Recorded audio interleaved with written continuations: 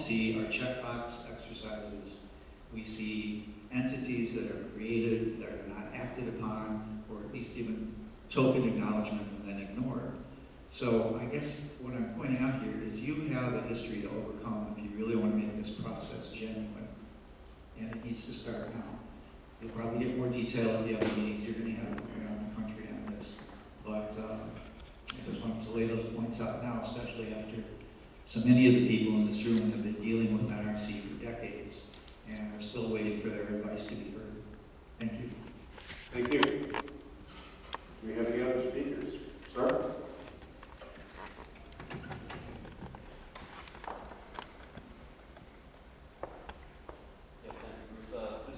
My name is Bruce Montgomery, the Nuclear Energy Institute, and on behalf of our membership, I'd like to commend the thoughtful and deliberate approach you're taking to complying with the requirements of Section 108 of the Nuclear Energy Innovation and Modernization Act. As you pointed out during your presentation, the industry has a lot of experience in safely and efficiently decontaminating nuclear power plant sites, and you have a lot of experience in overseeing the whole process.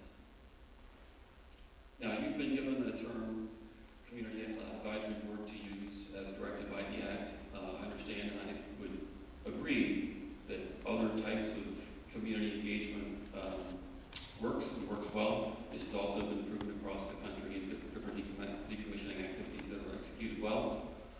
So I would hope that, as you pointed out and others have too, one shoe doesn't fit all feet, that what you might want to do in responding to Congress in July of 2020 when you write a report is to reflect not just on the questions you've asked in your questionnaire, which comes straight from the Act, but you also give a fulsome discussion of the other types of community engagement approaches that have worked well at places like Fort Calhoun, Crystal River, and elsewhere, so that the folks who read it back in Washington, D.C. get the full report of the things that really do work.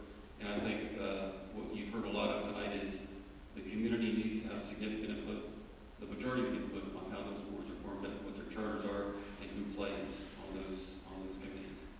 Thank you. Thank you. Someone got a hand up here? Yes, ma'am. Come on down. Oh.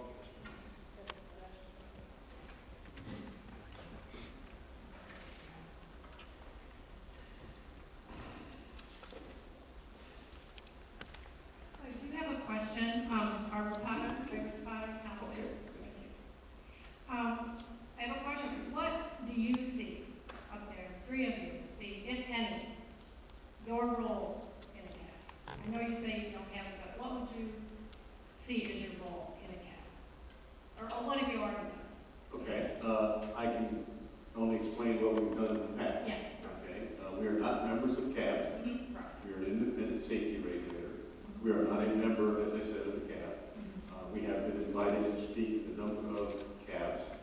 The most recent one was at the Pilgrim Nuclear Decommissioning Advisory Panel for the Pilgrim plant in Plymouth, Massachusetts. And we went and spoke on the license transfer process and other decommissioning issues.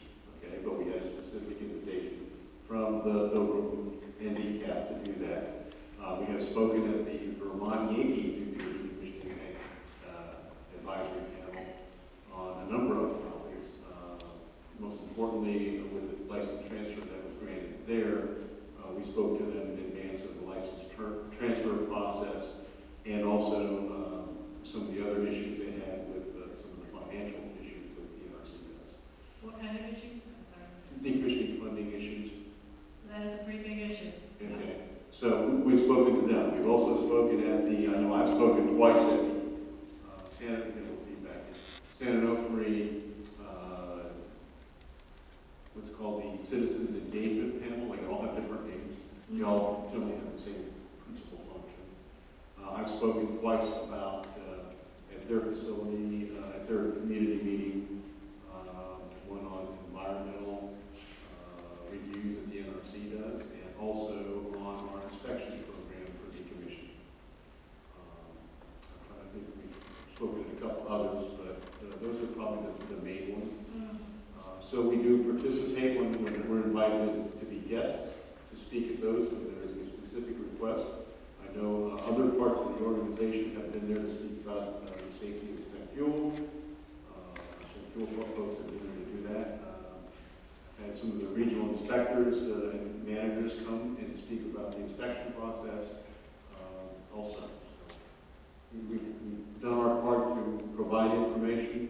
I think when asked, we've generally been able to respond. So, but we do not direct the activities of the board. We just acknowledge that they exist and are available to hear all sides of issues.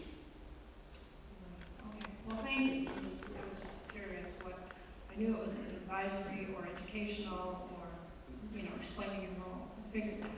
Thank you. I did want to add in that, and Ms. Fuller broached the subject, that we do have the expertise based on the experience of long-time, let's say, Palisades watchdog or Palisades groups who are watching and have been following what has happened in Palisades. And we have all the information about some of the things that have happened there, safety issues. So I think it's critical that these cabs involve and it be requested that long-time groups such as Michigan Safe Energy Future, Don't Waste Michigan, Palisades Shutdown Campaign Coalition, any of them, that they be a part of these cabs, because as citizens, we are citizens, we're volunteers, we're not paid. We've been following this and working on this and looking out for the safety of folks for a very long time. Thank you. Okay, thank you.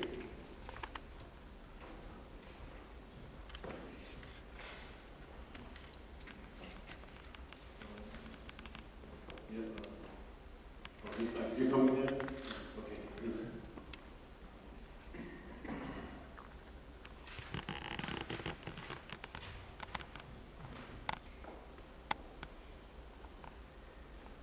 My name is Bruce Brown.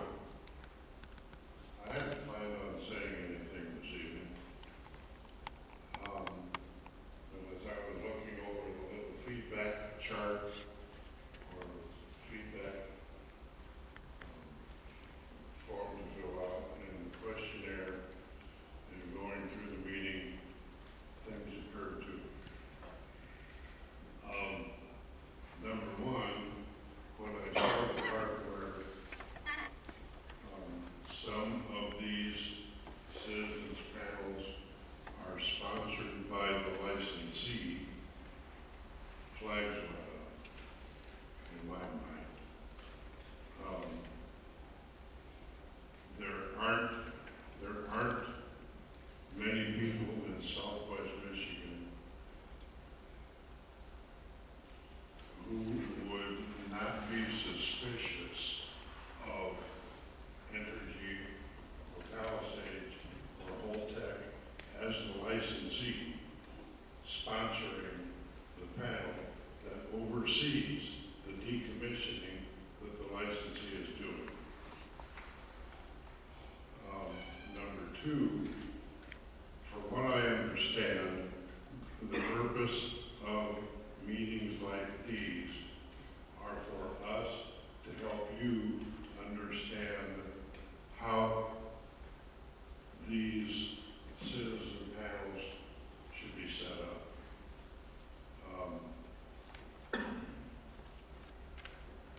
One thing, and I applaud Betty's comment about how many people are here.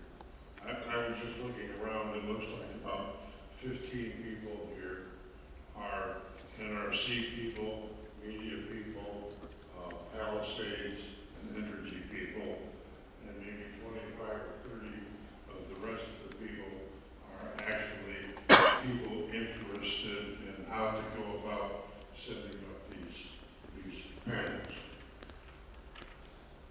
And Betty's point that there has to be more than a peremptory call notifying people that there's a meeting.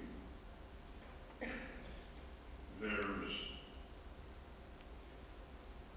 about zero chance that your average citizen is going to go to the NRC website and discover that there's a meeting.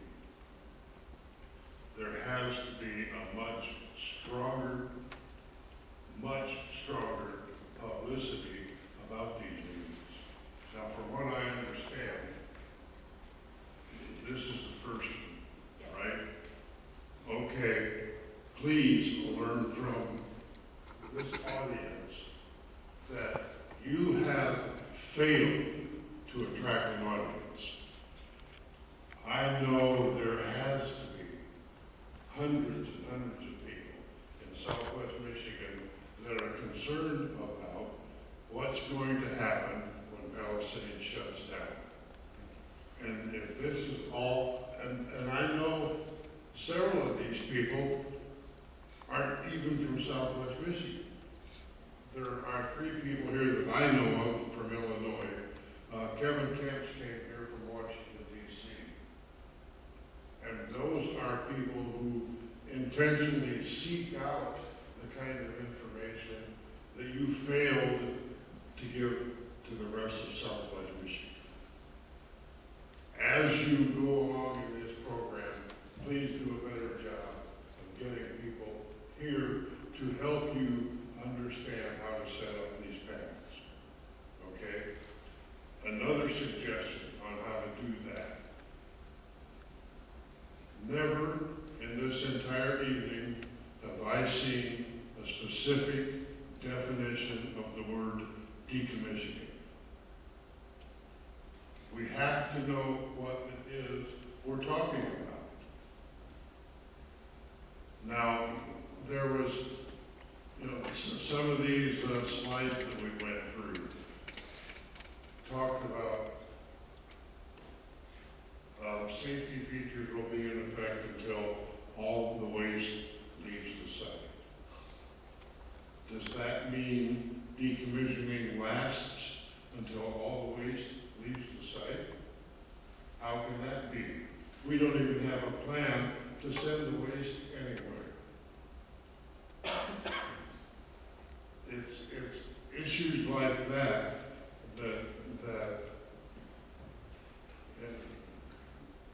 just bothered me as we